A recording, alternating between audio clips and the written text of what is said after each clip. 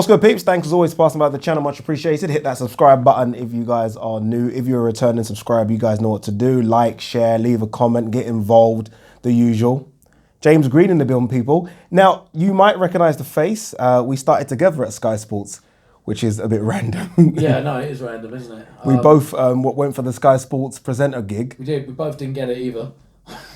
But we went for the auditions for the transfer show, and that's where you guys know his face from. We both got offered the jobs for the transfer show, which was a big thing for us in our sort of starting of our careers. Absolutely. A massive thing. And we're both still with Sky Sports, which is fucking, so. We kind of are. They call us when they need us. I've got to say though, your followers and people who are watching this, I've never seen such an engaged audience in my life. Like any video you post, every time I look and it's like on Sky or something like that, all I see is you guys going, that's AD, that's AD, that's AD, that's AD, that's AD. You do an amazing job. So it's mad, isn't it? Mate, they are a bit scary. Without kissing ass, because I'm just being sat here. I'm not looking for more followers or anything. I'm not plugging anything either. It's amazing. No, honestly, it is. I love them. I can't lie to you, I love them. If someone has a go at me on one of my videos, fuck me, I feel sorry for them. They immediately attack that person. So guys, thank you so much, as always, for following for the last couple of years. I do appreciate it. You guys know I appreciate it. And I try and do as much as I can to show I love it.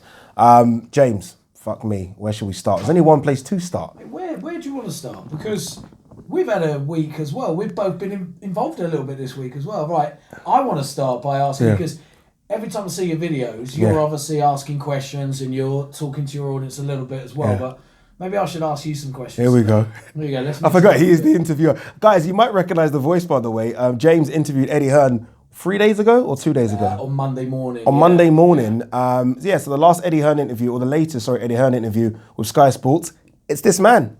It was. Yeah. It was. The guy's a machine, by the way. Eddie Hearn. Yeah. What was it like, the Matchroom Mansion? I know you want to ask me questions, but what was that Matchroom Mansion like, just going in there? Amazing. I actually used to live in Brentwood, so it's based in Brentwood, and I pulled up, and it was just...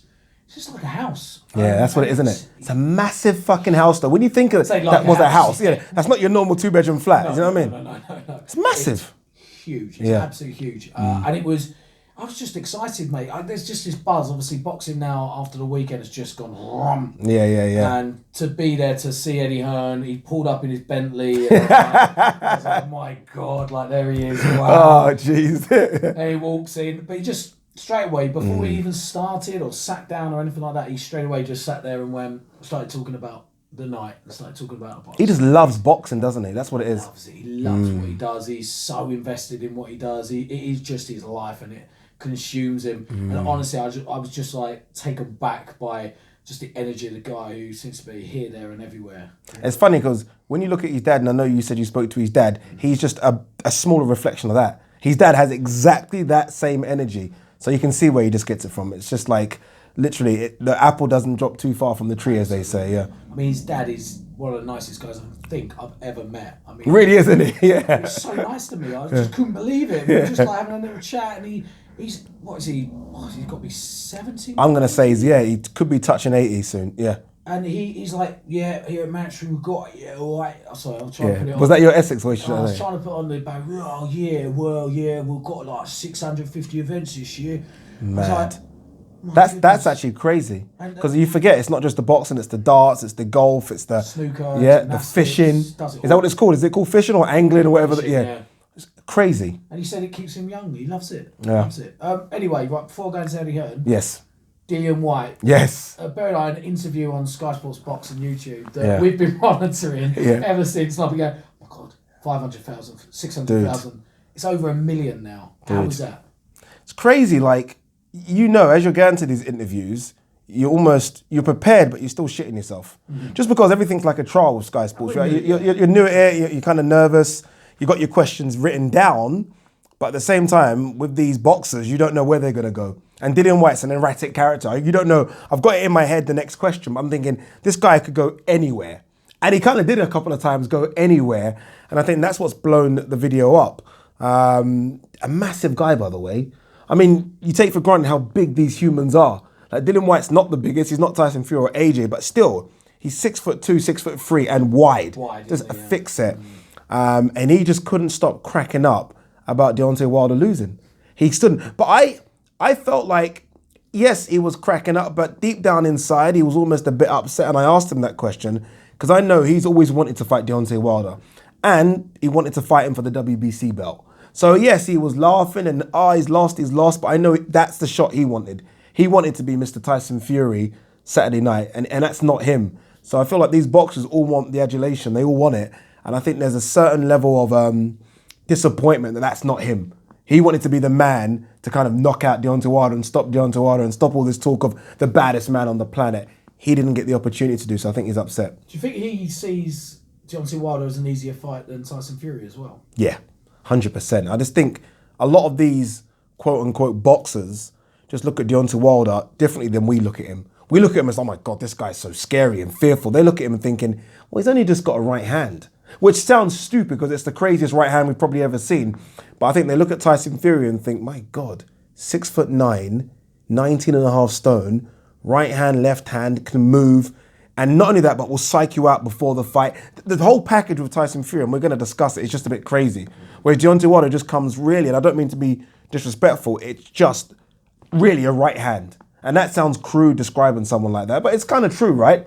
I mean, it's just the right hand. How do you stop that right hand, though? Look at his record. Yeah, everyone has been put to sleep with that right hand. Yeah, they have. But then, what names have we got? Luis Ortiz twice. Great fighter, by the way. Yeah. Luis Ortiz fan. I think he's great. But yeah. Let's be honest, past his best now. Oh yeah, he passed his best probably 7 years ago. Where do you go beyond that? You don't. I mean, you look at other fighters like there's Stavern, Dominic Brazil. I'm sorry. Yeah, It took him 12 rounds, didn't he, the first time? First time 12 rounds, and the second time 12 seconds, pretty much. Yeah. So brutal, by the way, that knockout was brutal, and that's the thing with Deontay Wilder. When he is knocking people out, unlike Joshua, he knocks them out, and you could count for 100 seconds, they're not getting up. Yeah, Dominic Brazil, you could count it for, he's not getting up. And that's the fear factor with Deontay Wilder. And that shot was... It's frightening. Honestly, it's scary. His power was scary. So as much as people in the aftermath have said things like, oh, yeah, but I could have done that, no one was doing that. No one was even attempting to do what Tyson Fury done, which is go head on with that guy. Everyone was trying to box from the outside. Tyson Fury was like, fuck that. Right. Did you see that coming? Because I don't know if I haven't seen anybody apart from Fury himself talk about the fact I'm going to take the fight to Deontay Wilder. Nobody I've spoken to has said he would ever do that and he would ever box that way. It makes me feel like no one knows fuck all about boxing. Don't be rude. Like no one knows anything. Like you get all these experts. You get the guy in the pub. You get the guys that have boxed before. The guys that have won world championships. And every single one of them, minus a couple, were like, he ain't doing that. He ain't doing it. He's going to box on the outside and he's going to win by points, or Deontay Wilder's going to knock him out. That was the betting odds. That was it. There was no fucking betting odds for he's going to knock him out or the towel's going to come in the 7th round. That wasn't supposed to happen. We've just never seen it from him, have we? No. And that's what's scary. It's almost like you haven't seen it, but don't think I can't do it. Yeah. Like don't think, it's like Messi. Oh, we don't see the right foot. Messi can use his right foot if he needs to. And Tyson Fury was like, I just box the way I box because that's how I want to win fights. If you want me to turn it up on you, I am 19.5 stone. I have got gypsy blood in me. I can turn it up on you if I want. And he did. I mean, it was just astonishing. I honestly couldn't believe what I was seeing. I was sat there just kind of expecting... I saw your tweet and your message to me as well, like, what the fuck, pretty much. I couldn't believe it. Yeah. Honestly, I've never been so, like, my hairs were up. I was just like this, going, what have I just seen? Like, what is this? This isn't Tyson Fury. It's crazy. Like, Tyson Fury, for me, is this boxing connoisseur. He just knows this way to move around the ring. He's so big, he's so strong, but boxes a completely different way, and that's what you're used to. And that's what you admire about Tyson Fury. But this was just, I was astonished, honestly astonished. I still am. I actually think can't believe I haven't fully calmed down for it. And I know I haven't because I'm still watching interviews and I'm still watching highlights, just trying to soak it in that this guy has been boxing like that for so many years. And I say like that, like on the back foot, using his jab, sometimes being aggressive, but predominantly kind of running away a bit, moving, slick punching. And all of a sudden, in what I think is the biggest fight of his life, bigger than Vladimir Klitschko, I think, he decides to completely just change. And not only that, but he told you months ago he's going to change. He's telling you months ago, I'm going to knock this guy out in 2 rounds, and we're all laughing. Yeah. Like he's the bluffer of all bluffers. and he completely double bluffed everyone. He completely said, "Look that way, and I'll do that." And it's scary. To be fair, you never know what Tyson Fury's going to say anyway at the best of times. But this was just, he was like, "Come on, stop it now, stop it." There's no way Deontay Wilder thought that was going to happen either. No way. That's why. How do you prepare for that? Like, imagine if you're Deontay Wilder, you've watched every single Tyson Fury tape, and you've sat down with your team, and there's probably 5 or 6 of them. Everyone's going through it, and they're like, "Okay, look, that's what he's going to do. When he does that, you do that." And then after the first minute, he does something completely different. And if you're not a skilled boxer where you can adjust, and Deontay Wilder isn't that, what do? You're in the middle of the ring, and this guy's he's coming at you. And I think people don't take into consideration, Deontay Wilder is 16 stone at best. He's a small guy. I know he weighed a bit heavy, but naturally he's about 16 stone. Tyson Fury is 19 and a half stone, and he's 6'9". Deontay Wilder's a small heavyweight. When a big guy like that puts it on you, good luck. You know what I mean? Good luck. I agree. 2 things from what you said. So one, was Deontay Wilder too heavy? Bear in mind, it's the heaviest he's ever been. Yes, 231 pounds is too heavy for him for a couple of reasons. First reason is that, and he mentioned this as well, his legs. I don't know if you've seen Deontay Wilder's legs like that. Thin, yeah, they're like that. So that shows me that the extra weight he did. Got very similar I legs, can't to be talk honest. either, people. So I always wear jeans. It's always the upper body. Yeah, always upper body. Don't worry about leg day. Leg day. I'm kind of busy today. So what I noticed from that fight and at the weigh-in is that all the extra muscle went on his upper body. Nothing went on his legs. So he's having to carry this extra muscle that he's not used to carrying. So he talked about, and we're going to talk about it, I guess, this helmet and this clothes, this outfit weighing him down. I wonder if it was the extra muscle that he's not used to carrying and moving around, especially because he's not a back foot fighter, so he's never used to kind of like, what's going on? So way too big. And also he fought Tyson Fury the first time at 212 pounds. So that's 20 pounds difference in a year and a half. Huge. Way too much. Ridiculous decision. I don't know where that came from. Next question was he found out on Saturday night, Deontay Wilder? No, because I don't think anyone else can do that to him apart from Tyson Fury. And I think You don't think so? Honestly. You don't think like Anthony Joshua coming forward can just cause I don't think... problems? You know, Deontay Wilder hit Tyson Fury with a couple of shots, you know? Oh, yeah, a couple of big shots. I don't know if any other heavyweight... I don't know if that wouldn't deter any other heavyweight. I don't know if they got... I watched Anthony Joshua versus Andy Ruiz in Saudi Arabia. Lucky enough to be ringside. And that's only the 25th time you told me that. Oh, the 25th? Yeah, only the 25th. Probably the 1,000th time they've heard. Poor guys. And Andy Joshua got into a couple of firefights and immediately reverted back to safety. Yeah. Tyson Fury got hit a couple of times and he was like, fuck that, we're going through this against the hardest puncher in boxing. I don't think anyone else has that mentality. Maybe a Derek Chisora, who doesn't mind taking a couple, he'll get knocked out. Dillian Whyte, is he as skillful? Can he last that long? So I don't think it's Wilder getting exposed. I just think it's Fury being ridiculously that good. And I mean that good to the point where, and we don't like to do this, we don't like to compare fighters from the 60s and 70s, because all the 70s are the greatest and the 80s are the greatest. Tyson Fury can compete with them all. Not saying he can beat them, 100% not saying he can beat Ali, no way. But I'm saying he can compete. 6'9", nearly 20 stone, that moves like he's 16 stone, and now tells us he can punch. What else is there to do? And he's got a gas tank. I thought one of the things that would kind of find him out is like that extra weight would mean he'd be knackered after a few rounds. 7th round, this guy is still, he fucking sang after the fight. You're supposed to be knackered, he's singing after the fight. What a voice. What a voice. I had a tear in my eye during that. I was like, wow, beautiful. He's unbelievable. He's unbelievable. I mean, again, we don't like to do it. We don't like to compare. I mean, Ronaldo and Messi, this is a football one, had to score like 1,000 goals for us to ever say they're the best ever. Yeah. It's like you can't be better than Pele and Maradona and the original R9. No, you've got to do something extraordinary. And sometimes you've got to look at Tyson Fury and think, how would he match up to these other heavyweights? And I think he would give them all great fights. No, I agree with you. I think he was just superb. Yeah. He's superb. He is superb for the sport of boxing. You know, having him back, healthy, well again, is just great for boxing, and it just makes the next fight even bigger. Before we move on that, I want to just touch on Deontay Wilder. I know you said you did a video already about this silly outfit that he's blaming. But as you said, to me, it's the extra weight. To me, it was going in a stone heavier to a fight with somebody that you've boxed already before, that you expected to box a certain way. It was that he couldn't cope with it, and he was put under pressure, which meant his legs were put under more pressure, and he wasn't able to work with that weight. That wasn't a good weight for him. It wasn't a good weight, but I guess the bigger takeaway is that all boxers are deluded, right? I mean, who else wants to get punched in the face? I mean, you have to have a certain element of delusion there. Oh, for sure. And I think if you're an elite boxer and you don't think you can lose, I think you have to almost have the mentality like, there has to be a reason I've lost here. Do you know what I mean? I think Prince Nassim Hamed always used to say like, God would make me not lose. Hence why when he lost to Barrera, that was it. And I think Deontay Wilder's probably thinking, I have to find an excuse because there's absolutely no way I've just been beaten up for 7 rounds. What can we think of? Suit, outfit. He has to find something. And I believe there is an element of his legs felt a bit heavy. But I also think there's an element of... Because of the outfit? I think... The legs feeling heavy, yes, but the outfit, come on. 40 pounds. I don't know.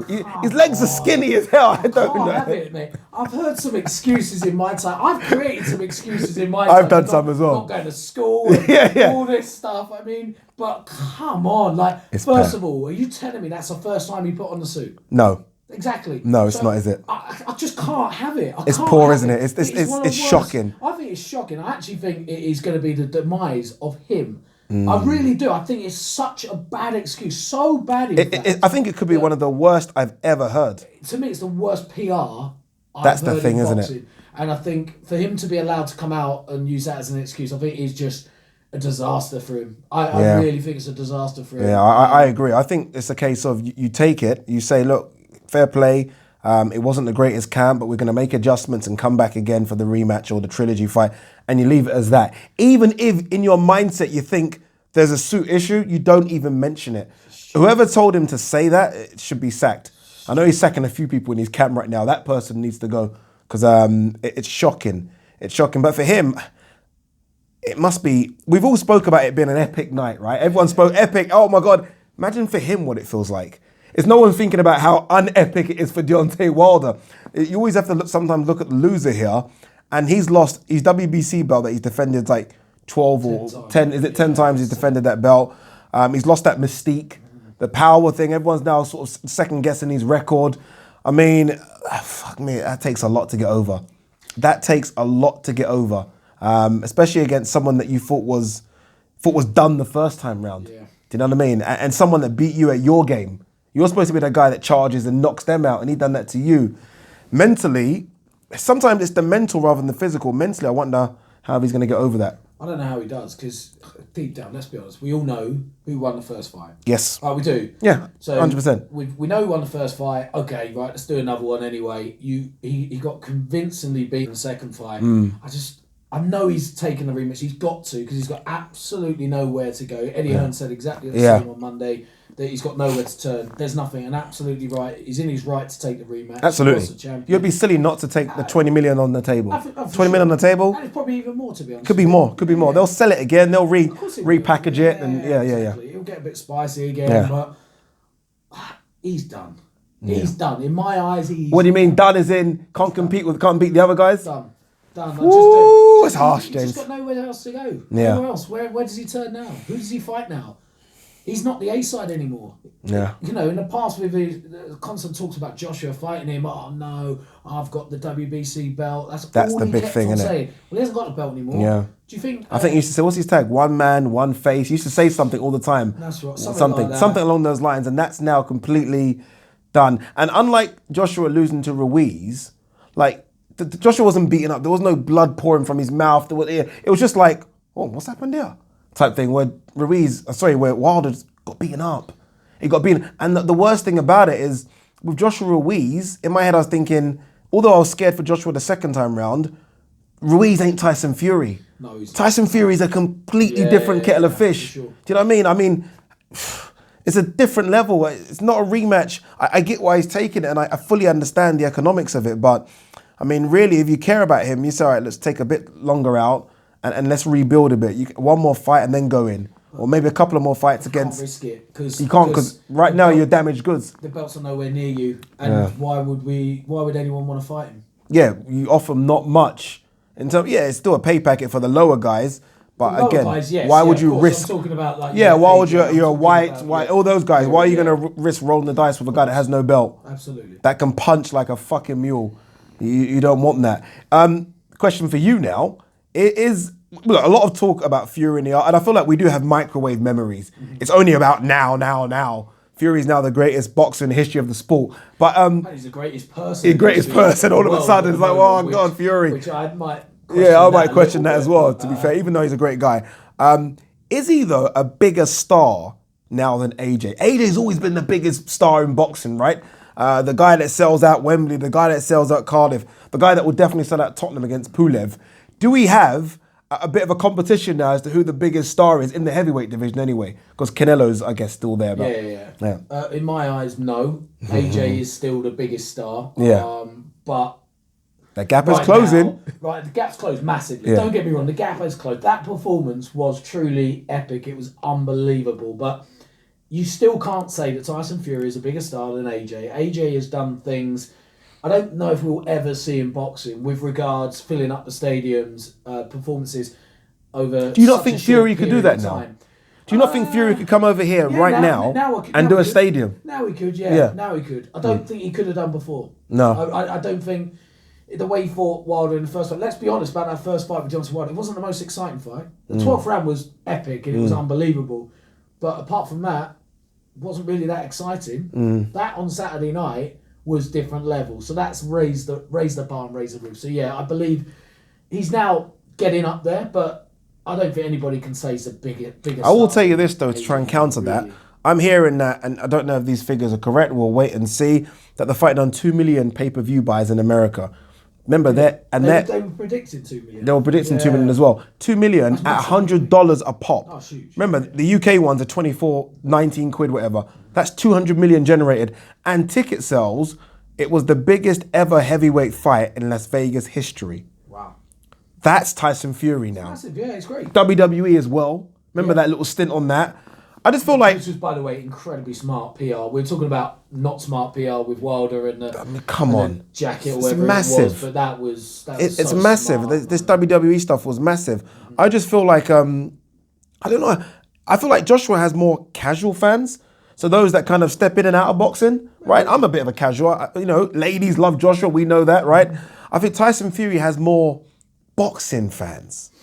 That's a big statement. I just feel like more boxing fans like Tyson Fury. As you know what it's like, you get to a certain level and the hate starts to come. Yeah, I feel like AJ's got a bit of hate now. And I feel like Tyson Fury... AJ gets hate for fucking farting. For nothing. Yeah. Look, I'm not going to sit here and... I do love AJ. It's pretty obvious. I'm a big AJ fan. But, he gets criticised for everything. He lost that fight to Andy Ruiz. He didn't blame anyone. Went in hiding for a bit. He still got blamed for... Why didn't he make an excuse? Yeah. And then... He didn't make an excuse. I just don't get it. I just don't get the hate towards him. Let's not hate him. Let's appreciate what we've got. Do I believe he's better than Fury? I don't know. And I'm sorry, I can't have anybody saying, I see this. Fury demolished Joshua. He's going to do this. We don't know. Yeah, that's the beauty of boxing, right? That's what that question we want answered. I think the last couple of really big fights answers that question for you in the sense that we don't know. Joshua Ruiz the first time round. Who the fuck would have predicted that? This fight on the weekend, who would have predicted that? Boxing's that sport where, honestly, just go in there, grab your popcorn, sit down, because you have absolutely no idea what's going to happen. Quick one before we move on. What shocked you most, actually? Joshua Ruiz first time round or Wilder Fury on the weekend? Oh, God. Like, what made... The first time round with Joshua, I was more like just devastated. It's like the way I feel about Joshua is the way I feel about like my football team. If they lose in like a big final. Arsenal, by the way. Don't tell people. Sorry. Don't hate me because of that, right? Yeah. I've had enough already. I was devastated. Genuinely, I was like, I could barely drag myself away from the TV. But I just didn't think he was right on the night, and it was just. Something didn't click. Could we not say the same thing for Wilder, by the way? Can we not say that? Yeah. Because a lot of people are saying he didn't look right. Eddie said it as well, didn't he? I asked Eddie about that. Said, did he not see Mike? Because I thought exactly the same. He just, something weren't right. And he said, yeah, I think something possibly weren't right. So, look, what was the biggest shock? Oh, man. I think Joshua losing to Ruiz was the biggest shock. Because Fury is that good. Yeah. the only shock factor was Fury boxing the way he did, and in just such a devastating fashion that we've never seen before. But Joshua actually losing to Andy Ruiz, that was got to be the biggest shock still, because it's not a shock that Fury beat Wilder, by the way. No, it's not. That's not a shock at all. That's the thing. It's not a shock. It's not a shock, but the way in which he done it is a shock. Yes. That's the thing. Correct. Whereas I guess Joshua losing to Ruiz was just a shock. What do you think? Yeah, Joshua Ruiz. Has to be. I remember watching that fight thinking, it just the fuck is going on here? Couldn't happen. Yeah. You look at the weigh-ins, and I started to get involved in it as well. Oh, this fat kid ain't, but I started to get in. I thought, Ade, use your boxing brain. I started to get involved. About Andy Ruiz at the weigh-in, he wore that oversized polo t-shirt that literally was from like Sports Direct. Honestly, nothing wrong with Sports Direct, by the way, but it was from Sports Direct, and he's a professional heavyweight boxer. I'm thinking, look at this kid. Yeah, Who honestly, is he? Like, honestly. And then the AJ was fucking massive. AJ just looks like an Adonis, and he just looks ridiculous every time. It just couldn't happen, and when it did, it was just, let's be honest, at that point the world was shocked. And I remember watching that fight, and I remember AJ struggling, but I'm thinking AJ's got the equalizer, the eraser, whereby no matter what's been done in the first couple of rounds, if he lands, it's done. And when he landed on Ruiz, and that was Ruiz's first time going down in history, I was like, there you go. Yeah. Oh, okay, he's all right, get out of America, run back to Britain. And then when that, I still can't believe it, by the way. Even now, I'm still in shock. And what shocks me even more is, and this, I guess, is testament to how good Ruiz is, AJ changed completely. Lost nearly a stone in weight, brought in a second trainer. The way he boxed was completely different as well.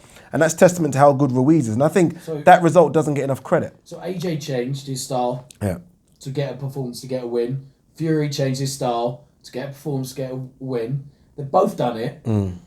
Let's see them in the ring together.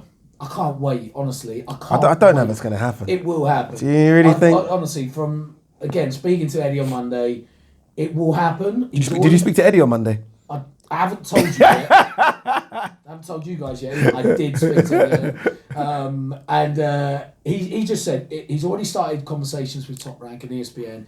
He started the conversations of it's going to be 50-50. He is so confident. Eddie said exactly those same words. And look, I like Eddie, he's all right. But he said exactly the same words for a year and a half about Deontay Wilder, AJ.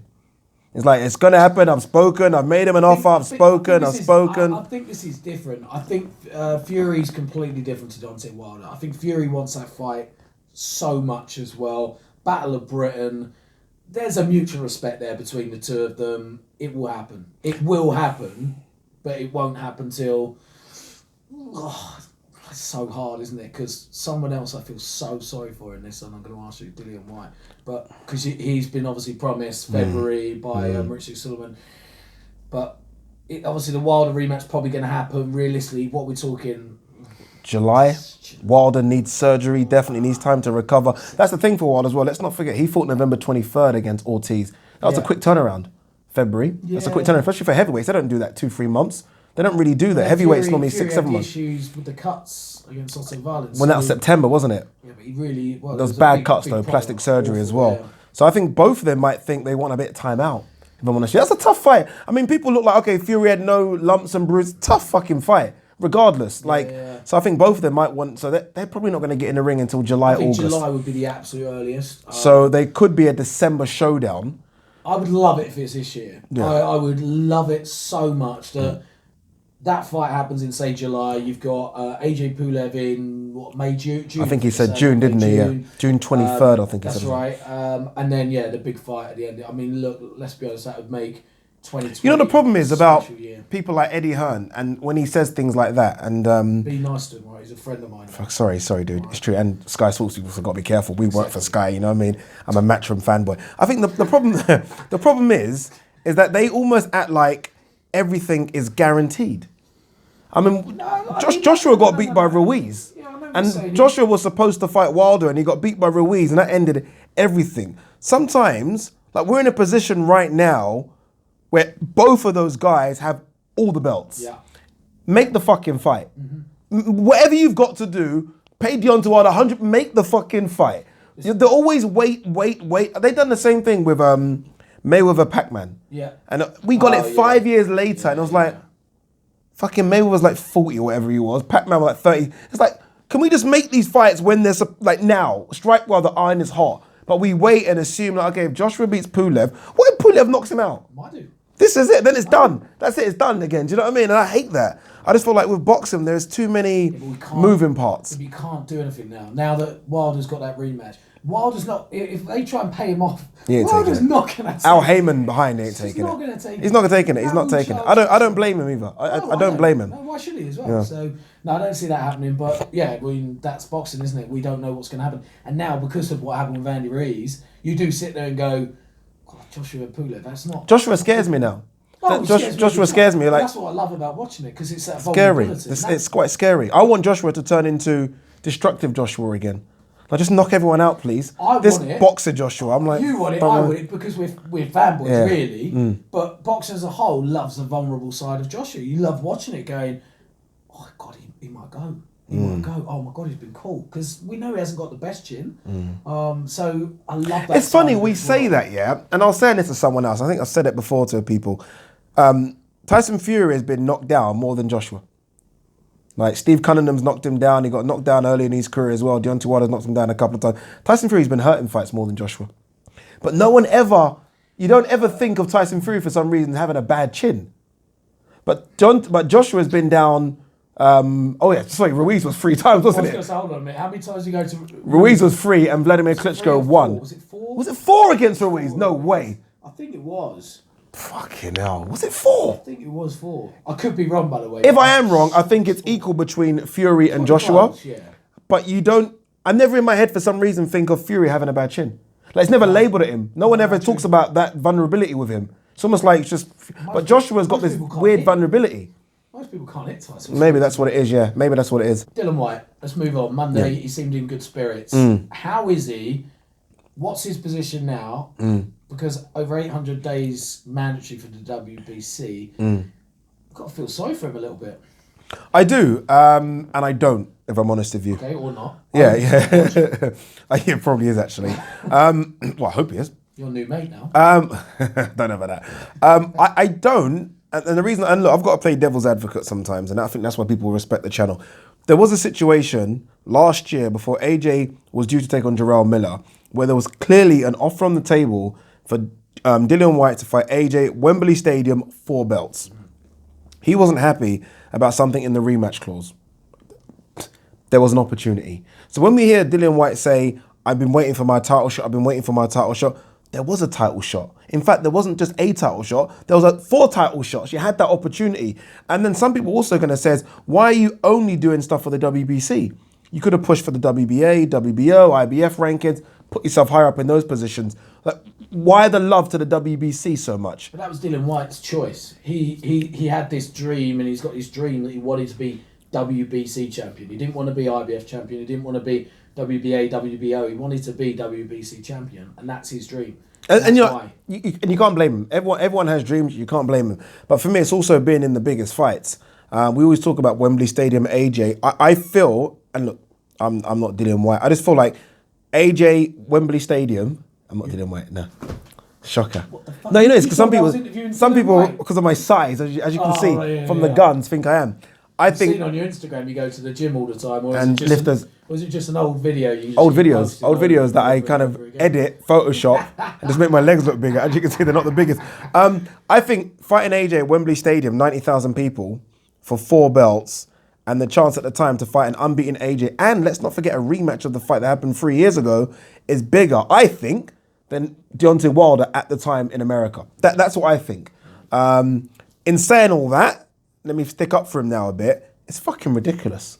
I spoke off camera with his manager, and I can't repeat exactly everything he was saying. I don't want to be sued by anyone, but it's fucking ridiculous what Mauricio Sulaiman and the WBC are doing to him. It's actually bordering on embarrassing. And I'm shocked they've not lawyered up and tried to get this done legally, because it's a joke. And if Deontay Wilder does take the rematch with Tyson Fury, and if Kubrat Pulev and AJ get it on and AJ wins, he's going to... Fuck February. That fight ain't happening in February. He ain't getting a chance in February. I mean, he's looking probably summer of 2021 for a title shot. I think so, yeah. So that's someone telling me, it's me going up to him and saying, you'll get it, but in a year and a half's time. That's a joke. I mean, if you look at some of the guys that have had title shots in between that, Molina has had a title shot. Dominic Brazil has had 2 title shots. Don't get me on Dominic Brazil, man. Andy Ruiz has had a title shot. Jarrell Miller was going to get one. Dillian White, who's fought Oscar Rivas, Joseph Parker, Chisora, isn't getting a title shot. And now he's fighting Povetkin. It's not great. It's not great at all. It's not. What I love about Dillian White, though, he's not scared of a challenge. I mean, you just mentioned the names he's boxed. During that period of being mandatory to Walter's WBC title. Yeah, no. I mean, Oscar Rivas was a dangerous fight. No one wanted it. Oscar Rivas was earmarked to fight Tyson Fury instead of Tom Schwartz. Yeah. Tyson Fury chose Tom Schwartz instead. I wonder why. I mean, no one wanted that Oscar Rivas fight. He's dangerous. Povetkin's dangerous. Honestly, that is not a given in the slightest. No way on this earth is Povetkin a gimme for anybody. Povetkin can cause Joshua problems in the first 3 or 4 rounds of that fight. Joshua obviously again had the eraser or the equalizer and sorted it out, but he's a danger. Parker was a danger. And Chisora, they've got that thing with him and Chisora. He nearly lost the Parker fight. Nearly lost to Parker. Close. You know what I mean? And ended that little beef with Chisora as well. So he's done his part, and I just feel like he does deserve it. But again, there was an opportunity there to fight for a title shot. Yeah, I think he's been stitched up so badly. Big time, by the way. I can't even imagine, because I'm frustrated for him. I can't even imagine how him and his team feel about it. They must be just sick of it all, really. But he's got to find some motivation to keep going, keep getting in big fights. I mean, the Povetkin one will be a pay-per-view and box office, so he's going to earn pretty good money from it. He's just got to keep that up. But obviously, by doing so, it's just dangerous fights, and he's risking, obviously, losing. But that's the thing, though, and I'm happy you just said that. His motivation right now has got to be that check. Because right now, he's turned into a pay-per-view star. So, yes, he can look at Eddie Hearn and blah, blah, blah, and say like, all the effings and the blindings, etc. But Eddie Hearn has made him they've kind of made themselves into a pay-per-view attraction now. So he's getting M's. He's getting money. He's getting 7 figures, if not 8 figures. And he should be happy. Yeah, absolutely. But don't you love it that he's not happy? I love it. I love like that's not enough. With just the money. It's not enough. I want that title shot. I want this belt. I want this belt, which is so refreshing to see. And also, I think he knows there's money, right? So say he's getting 3-4 million. I don't know these figures. And then there's money. Right, there's what Tyson Fury got paid on the weekend, 20 plus million. Deontay Wilder, 20 plus million. He knows AJ 30, 40, 50, whatever it is. So he knows there's money, 3-4 million. Taxman takes 40% of that. Manager takes 5%. And you know what you're left with. You're not left with that much. So everyone gets, it's still a lot compared to what we live on. But he knows and he sees what these other top boxers just above him are getting. And he wants a piece of that pie. And I think he's close. A couple more wins and he might join that group. But at the same time, an L, he takes a loss, straight back to the bottom again. What happens? He's fucked. Does he lose his mandatory? He does lose his mandatory. Really? He loses that mandatory. It's almost like a Highlander. Someone cuts your head off and takes all your power. He loses that mandatory, and that is a bad situation. How unfair does that sound? And especially if this fight is a WBC sanctioned fight, which I think it will be, he'll lose his mandatory position. It just sounds so unfair. It's ridiculous. He's literally rolling the dice every time he fights, which is why I don't know why he's not just saying, let me fight a fucking Otto Wallin or someone, like just fight anyone. But he can't because he wants that pay-per-view money and Otto Wallin's not a pay-per-view fighter. So he's got to get someone that ticks the boxes of a pay-per-view fight as well to generate the money he's used to now. But then those guys come with a massive risk. They come with a massive risk. That's the issue. Like you said, if Deontay Wilder, he said he's going to take the rematch. If that happens, maybe the summer, late summer. Then if the next fight after that's going to be the Joshua fight, whether there'll be a little break, I don't know. Where does he go? Because it's not going to be in February. It's not going to be. There's other good fighters out there. There's Andy Ruiz looks like he wants to fight Luis Ortiz in the summer. He could fight the winner of that. I spoke to him actually in the interview and he said he's tried to get those fights. He put an offer in for Andy Ruiz, a few offers. A few offers. He said he's also done the same thing for Luis Ortiz. Boxers say this though. You don't know who's fucking lying or not. I bet if I speak to Luis Ortiz, he'll say, we put an offer in as well. So you don't know who's offered. You don't know what's going on. There's guys out there like Michael Hunter. Again, these are all risky guys that no one really wants to fight. You want to fight at this stage of your career. You want to fight a Joshua. You want to fight a Fury. You want to fight a Wilder. I just wonder if Wilder loses again to Fury, if there's any interest in a Wilder-White fight after back-to-back losses. There's definitely interest. I think as a boxing fan goes, seeing those two slug at it, I think would be highly entertaining, actually. I think it'd be a great fight, to be honest with you, but is there going to be as much buzz? No. telling you right now, Wilder's reputation. Do you not give him any chance against Fury in the rematch? No. Zero? No, zero. So out of percent, Zero. if it was percent, 100%? Zero. Not even 5? No. Fucking, you are one stingy fucker, innit? No, seriously. I know he's got this equaliser. He landed it twice. And Fury took it and went right back at him. That's the scary thing, isn't it? Fury's not afraid of him anymore. That's Fury a scary also thing. got up when he was in his worst shape of his whole career, pretty much. Yeah. He got up from it. So, how can Wilder win? I said to someone else, I said, imagine how deflating it is if you're a Wilder, if you've landed a couple, and the guy that is bigger than you, because Wilder's used to be the biggest. I know he's not the biggest in terms of weight, but in terms of height, Wilder's normally the bigger guy. And a guy that's slightly bigger than you is still coming forward. And you're actually starting to feel his punches, your legs. Imagine being in the ring, guys. Like, let's try and picture it before we all dig Wilder a lot, as we all are doing. Imagine being in the ring, your legs are fucked. His legs were wobbly. They were wobbly. You've got a guy in front of you that you tried to nail to the ground. He got up in the last round. And this guy's hurting you and punching you and you're bleeding. Fuck me. Boxers don't get paid enough. They don't, honestly, they don't get paid enough, do they?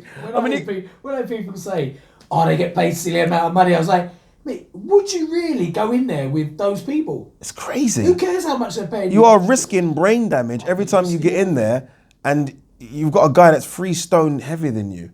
I mean, that's not even that fight wouldn't even be allowed on the street. They'd be like, no, he's too big. Stop. Okay, talking about risking like your life, risking injury. Wilder's coach obviously pulled him out, threw in the towel. He's now come out and criticised him, or his team have criticised for throwing the towel in. Do you think? First of all, do you think it's right to throw the towel in? Absolutely. Second of all, was Wilder right or wrong to criticise him afterwards? 100% he was right to throw the towel in. I think the criticism is coming from the fact that he is like 2 coaches in the corner, so he's considered the second coach. And why didn't the first coach do that? But he's watching Wilder, and for him, it's not about money. For him, it's not about, it's about his fighter's health.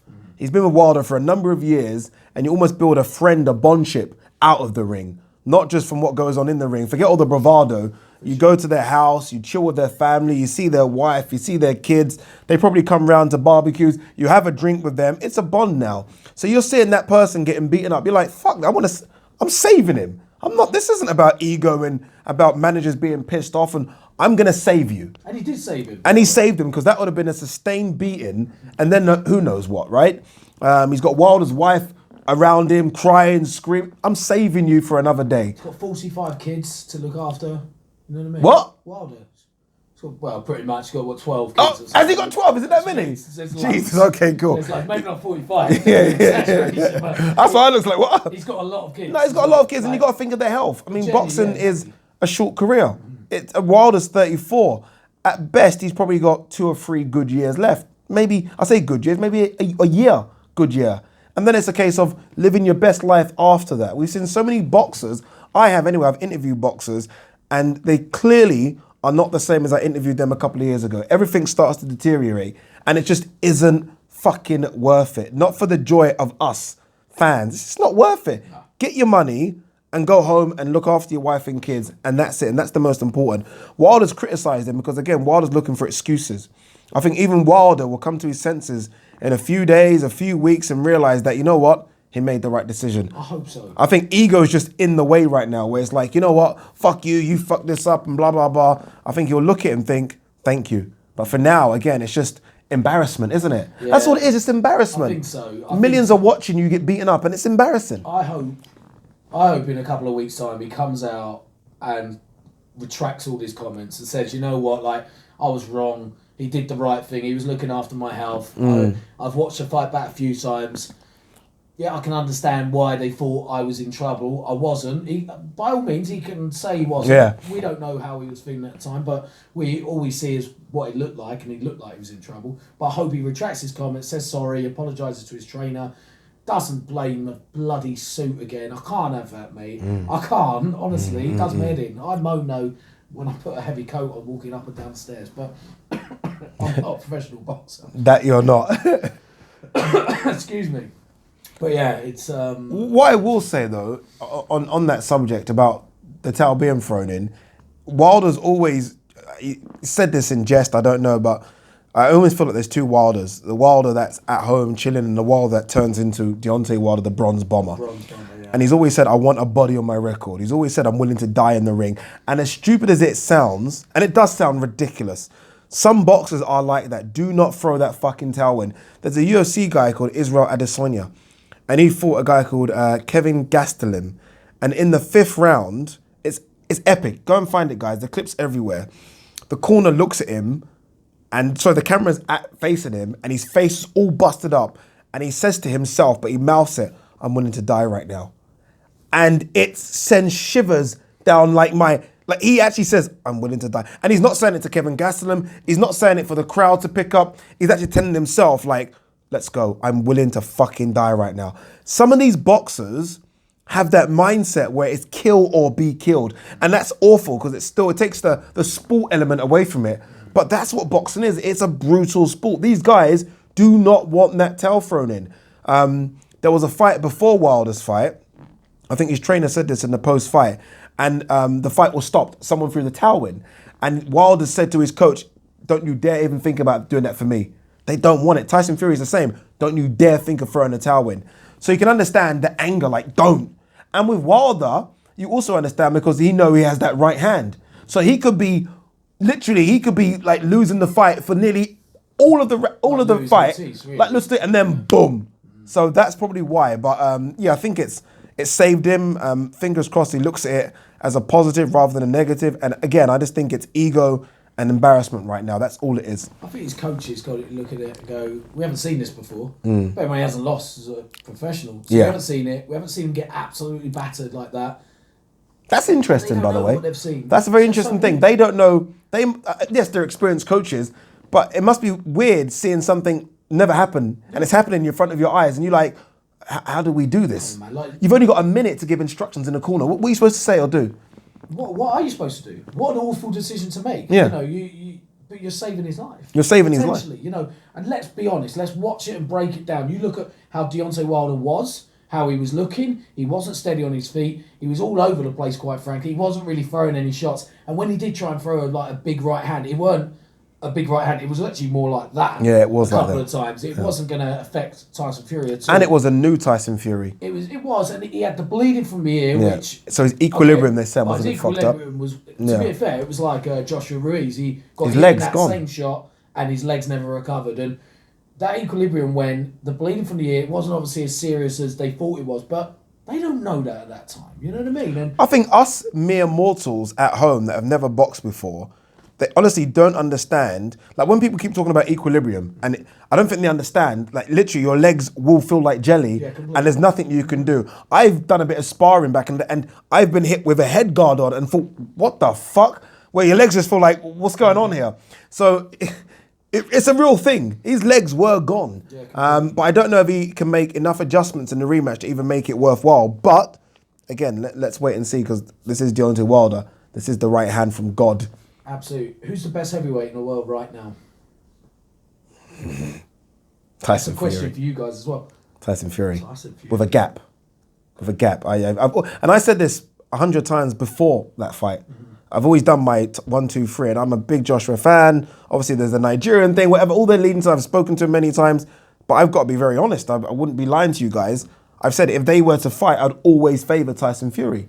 Just because I think Tyson Fury is just different.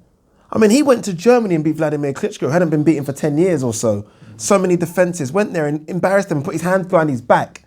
And then he's fucking done drink, drugs, cocaine, ate like shit, gone up to 28 stone, had 2 Mickey Mouse fights against Sefer Safiri and Pianetta, took on Deontay Wilder and beat him.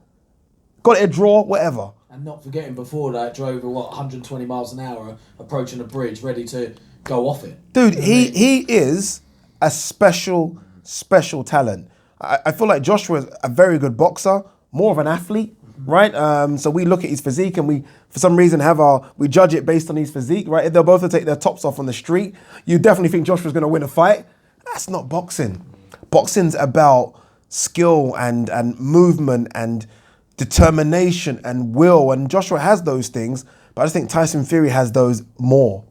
And ultimately, I just think if they were to fight 100 times, I'd favour Tyson Fury 95 times. And the only reason I'd favour Joshua is if Tyson Fury becomes the Tyson Fury after the Vladimir Klitschko fight where he goes off the rails again. So mentally he starts doing all the drink again. And that's something we've got to be careful of because, again, that Vladimir Klitschko result was similar to this. It was so much like, oh my God. And then he went off the rails. This is even bigger. This is bigger. This is like 10 times bigger. Yet that was massive back then. That was massive back then, but there was no adulation. Yeah. There was no fanfare. There was no coming home to a party. There was no, you're the greatest right now. There was nothing. Now, it's almost like it's come again. And now, finally, you're getting crowned. Yeah, and I think he deserves it. I was having a conversation with a friend of mine. We were just saying that I hope he's got right people around him to just keep him grounded because it would be a travesty if he fell back into that trap again. It really would. Experience is good, right? Sometimes an experience is a good thing, right? He's done that now. He knows exactly what the triggers are, hopefully. He knows what he felt like. He knows all the signs will be there if he's getting to that stage. And fingers crossed, he's got, I'll say, a wonderful wife and family and friends. And he's making way more money now. I mean, Vladimir Klitschko fight didn't pay him shit. This fight now, he's a WWE superstar if he wants to go back that route. Yeah.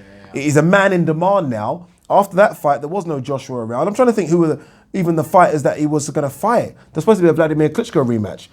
So there was nothing really. Back then, there was Vladimir Klitschko rematch. Deontay Wilder was emerging, but wasn't nothing. No, he wasn't much. So there wasn't much. Now, what's going on, was it? David Haye was it? Yeah. The one that was the one that got cancelled. They're supposed to do that before the Klitschko. Exactly. Now, though, they're talking about Wembley Stadium. They're talking about Saudi Arabia. They're even talking about Nigeria. Nigerian gum shield he had. Now he's a superstar. What was that? I was talking to Eddie Hearn on Monday when I met Eddie Hearn on Monday. Met Eddie Hearn on Monday, okay. And, and that's actually, he talked about that before the interview. Just said, did you see his gum shield? Like, what was that? It's like, he apparently phoned Joshua afterwards and they spoke about it. And he asked him, he said, Joshua, what's the gum shield all about? Yeah. He's like, Nigeria. He knows they were on his side. He knows that's why he won. He knows. And Eddie said, "What? Who knows? Who knows?" Like Tyson Fury knows because he's got this Nigerian thing behind him. And he went, he knows. Like that. Apparently Eddie Hearn went, yeah, mate, yeah, I know what you mean. Didn't know what the fuck he's talking about. He's talking about. I have no idea. I have no idea. To me, I think it's absolutely fucking amazing. Dude, that's what I'm saying. He is going at Joshua. The only person I think that would do something similar is Conor McGregor. Yeah. That kind of mindset to do something crazy. Like, you're in a fight against the toughest opponent you've ever faced, and you're already marketing, doing PR for your next guy. I don't even think he would. I don't even think Conor McGregor would. Mayweather might have done back in the day a bit, but... Conor's a bit of mystic, Matt, though. Conor does everything. How bloody crazy was it as well? Conor's proper whiskey... was advertising on the ring, yeah, I saw that. Yeah. Fucking hell. That's how long's proper whiskey's been going? 2 years. Yeah. I mean, I'm sure there's multi-billionaires behind him. I don't think it's all Connor's. No, but still, fucking hell. That's ridiculous. That's unbelievable. That costs an absolute fortune. Oh my God, they would have paid millions for that. Oh my God, so much. But no, but I think, Tyson Fury is... Maybe you should invest in, like, instead of proper whiskey... boxing with Addy on the side. Put your YouTube link. Be alright, wouldn't it? Imagine, you know what the funny thing is, I know you're joking right now, obviously, but I'm talking about smaller shows. These really tiny shows, which need a bit of sponsoring, get in there now. You never know. You never know what could happen, dude. But yeah, look, exciting times in the heavyweight division. So much is going on. It's good for boxing. As we both have done interviews in the last couple of days, both of our interviews are touching over 1 million. Which says how exciting it is right now to be in boxing. I wish I could sit there and go, it's all me, it's all my questions, or it's all your questions. It is boxing being that exciting, but I'll tell you what, I fucking love it, mate. I love how big it is right now. I love how it's got, I love where it's going, and it's only going to go strength to strength. You know, the Fury Joshua thing, it could happen. All right, let's quickly end on this then. You're saying it could happen. Where does it happen? Well, Saudi Arabia, isn't it? Saudi fucking Arabia. It's all day Saudi. We would all sit here as British fight fans. I'm sure you guys are thinking the same as well, going, it's got to happen in England. It's got to, and I want it so much to happen in this country. I want to see it at Wembley. I want to see some other stand put on top of Wembley, so there's about 150,000 watching it. You know, I'd love to see it in this country. It's going to be in Saudi Arabia, isn't it? It is, and ultimately though, did the Saudis not exist before this? I mean, Mayweather Pacquiao, it was not even a question about Saudi, and that's bigger. Yeah, but what it is Saudi Arabia now, because oil prices are oil's plummeting now. The need for oil is plummeting. They need something. Open the doors to tourist world. Had the tourist visa introduced. I think it's in October last year. Yeah. So they want to bring in people to Saudi Arabia, and it is one thing they love over there. And if they love it, they will get it because they've got an absolute ton of money behind them. But ultimately, look, I'm going to say I would love it in England more than anything. There's not a stadium big enough in the world. No, there isn't. Not a stadium big enough in the world. What I will say, they'll build one. Yeah. They will build a stadium out there. Well, they'll build hopefully a bigger stadium out there. Yeah, the last one was 15,000. They will build. I hope they could build. They've done that in 3 months. If you give them 8 months, they'll build a fucking 90,000 seater stadium just for that fight. I went out there I think it was October, doing some work. There was this little island off the west coast of Saudi Arabia, a beautiful little island. And in 11 weeks, they built this whole festival for the richest 300 people in the world. And in 11 weeks, it was just ridiculous. But what I will say is, regardless of where it is, I'm not going to spit my dummy out if it's not in England. Yeah. All I give a shit about is that fight happening and sitting there. Dude, that's like the FA Cup final happening in Saudi. That's what it's like. That's like Liverpool versus City, 2 biggest teams right now, playing FA Cup final and it going to Saudi. Yeah, but that's fucked up. If you're someone who doesn't maybe get to go to the boxing events, bear in mind it's fucking expensive now as well. That will be hugely expensive. You're saying the biggest boxing event, I'm not saying or the biggest sporting, we could say the biggest sporting event ever to be in this country, or ever to be fought by 2 Brits, ain't gonna happen in Britain. That's the truth. And the funny thing is, we're not even second place. If it's not Saudi, it'll be Vegas. Yeah, if not Vegas, MSG, then Wembley. Yeah, we're literally miles behind. We are, and again, Eddie Hearn has said that as well. He said both fighters will probably want it in England, but they also will listen to what money's on offer. And if you think the Andy Ruiz, Anthony Joshua money in Saudi Arabia was big, 40 million. I'm sorry, this is going to triple it. This is going to be, I think first of all, it's going to be the highest grossing heavyweight fight of all time. Absolutely. It will surpass Tyson Lewis. More money than ever, and I think it could be one of the biggest fights we've ever seen in the sport. And that is, to say that just gives me goosebumps, and I'm just excited to see it. And I don't care where it is, mate. Ultimately, I don't care. I just want to. No, to be fair, I agree with you actually. In the end, wherever it is, I'm going to go. I did a poll, and I guess this is the biggest problem as well, why it's not going to happen here. And I said, would UK fight fans pay 50 quid pay-per-view to watch it? And it came back as 50-50. 50 quid. Now, bear in mind, American pay-per-views are 100, which is why they can afford to sometimes do those fights in America, because they generate so much money from it. If they were to do it, $100 is what? £80? Yeah. That'd be a fucking riot over here if Eddie Hearn said £80 pay-per-view. That's the reason why these fights won't happen here. Because we're not saying the Brits are stingy, but the Americans will charge anything regardless and not give a fuck about the repercussions. They have, in recent times, put up the pay-per-views by $5 here, and it's been fucking outcry. I know, it was crazy, wasn't outcry. And you compare it to, again, the American pay-per-view model, that $100, $75. I think if Eddie Hearn had put the price up, £5, not just Eddie Hearn, it's Sky. Sky, of course. If they put it up and it was the Fury Joshua fight, I don't think we'd hear any complaints really. You just get on with it. It's because for 50 quid? Do you think 50 quid? 50 quid. Look, the problem is because we've been so used to paying what we've been paying, $19.95 for box office events in boxing. If you break it down for what we could potentially see, I would pay a lot more than 50 quid to watch it myself. Yeah. It is, like I said, potentially the biggest boxing. Are we saying that as Sky Sports employees?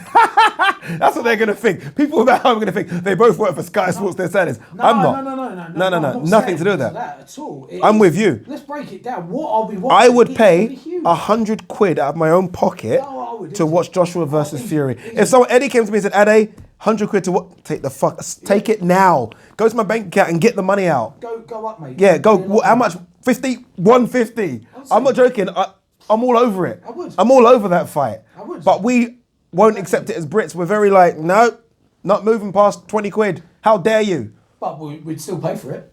100%. I'm not illegally streaming that. You can put it on at 50 quid. I'm not streaming that. I want to watch that without no fucking interruptions. You could put it on at 50 quid. A million, like a million people who would normally pay that, who all then sit on Twitter and moan about the price. That million people will then go back, pay that money and watch it because it's going to happen. I'm sure, I could be wrong. I know people will correct me if I'm wrong. Mayweather Pacquiao, so we said we're going to end, we're still talking, sorry people.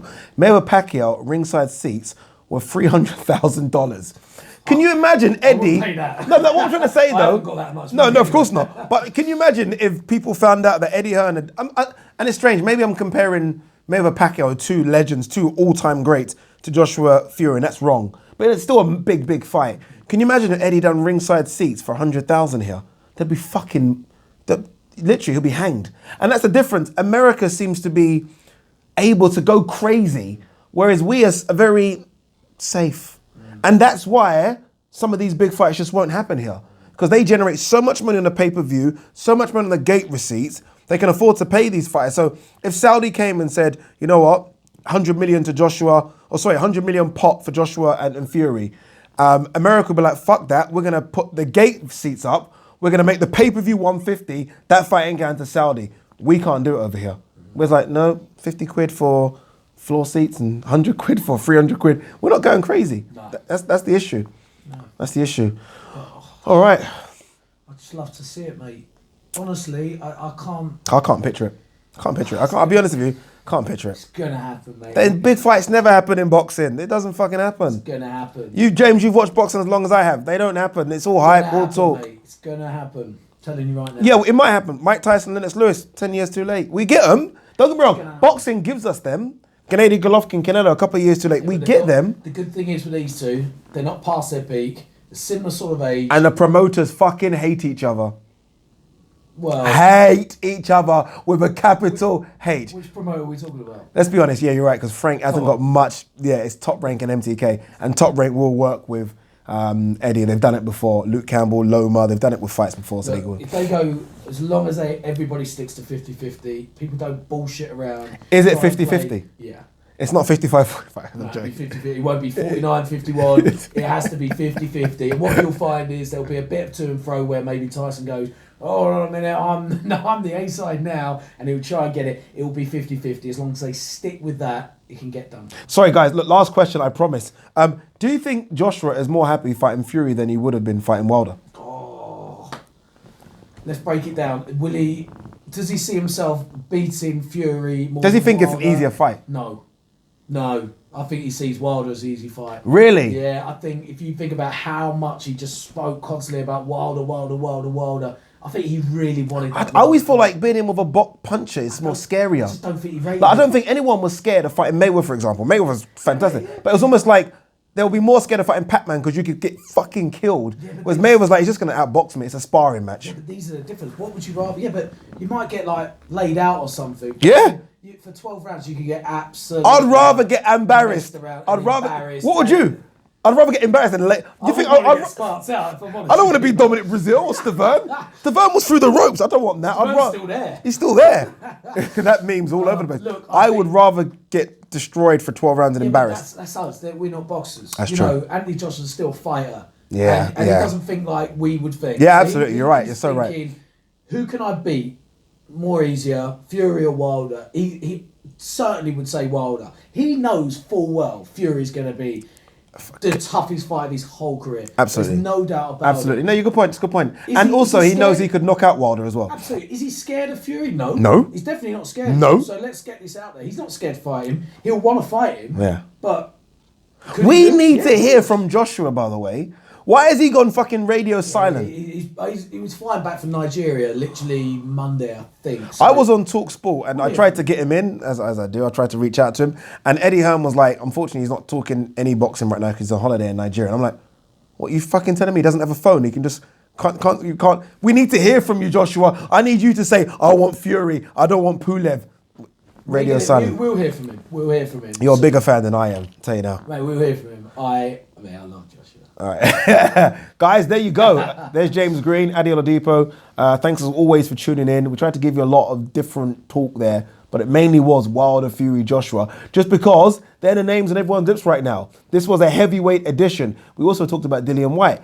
Nobody else. I don't mind that. I don't mind that. I'm tired of talking about everyone else for now. I just want to talk about the heavyweights because the heavyweights make boxing.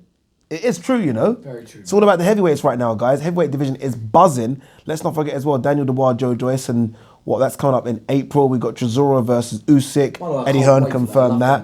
Big one. Dangerous, mate. That's a great fight, isn't it? Povetkin versus Dillian White. So many heavyweight fights right now. Usyk, Chisora. That's whoa. Anyway, James, Ade.